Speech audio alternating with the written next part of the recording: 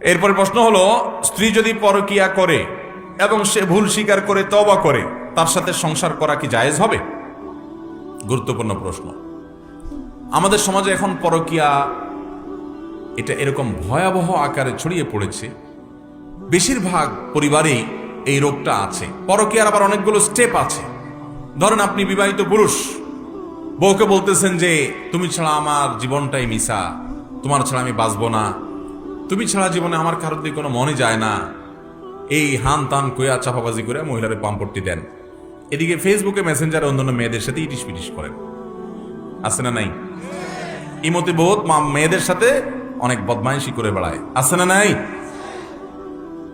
এটা পরকিয়া না? এটা পরকিয়ার প্রাইমারি স্টেজ। সরাসরি জেনা করে গেলে তার হাত ধরে পালায় চলে গেলেন, ওটাতে একেবারে ফাইনাল, জাহান্নামে একেবারে দিলেন চাপ আর কি। কিন্তু তার আগে এই স্টেপগুলো, এগুলোও তো কি?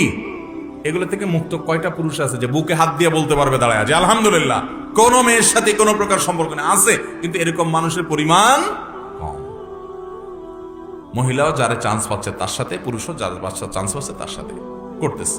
তো যাই হোক, এরকম পরকীয়া যদি লিপ্ত হয়, সেটা স্বামীও হতে পারে। মেয়েদের চাইতে বরং ছেলেরা বরং বেশি আসক্ত হয় আজকাল। তো যাই হোক, এরকম যদি আসক্তি থাকে, প্রশ্ন যেহেতু স্ত্রীর কথা বলা হয়েছে, তো স্ত্রীর কথাই ধরলাম যে স্ত্রী এরকম কোনো ভুল করেছেন, এরপর তিনি নিজের ভুল বুঝতে পেরে আল্লাহর কাছে লজ্জিত হয়ে তওবা করে মাপ চেয়ে তিনি ফিরে এসেছেন।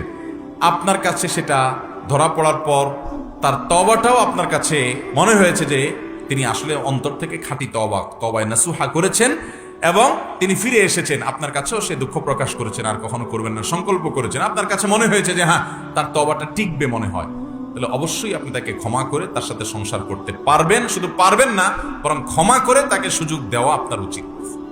মানুষ ভুল হয়েছে, যদি আপনার একান্ত রুচিয়ে না কুলায় বা আপনার কাছে মনে হয় না এভাবে বারবার সে তওবা করে আবার সে একই কাজ করেছে, তাহলে ভিন্ন কথা। তাহলে এরকম নোংরা চরিত্রের মানুষ থেকে আপনি সরে আসার চেষ্টা করবেন। কিন্তু প্রথমবার তিনি যদি তওবা করেন এবং ভুল স্বীকার করেন, তাহলে আপনার সুযোগ দেওয়াটাই উত্তম হবে।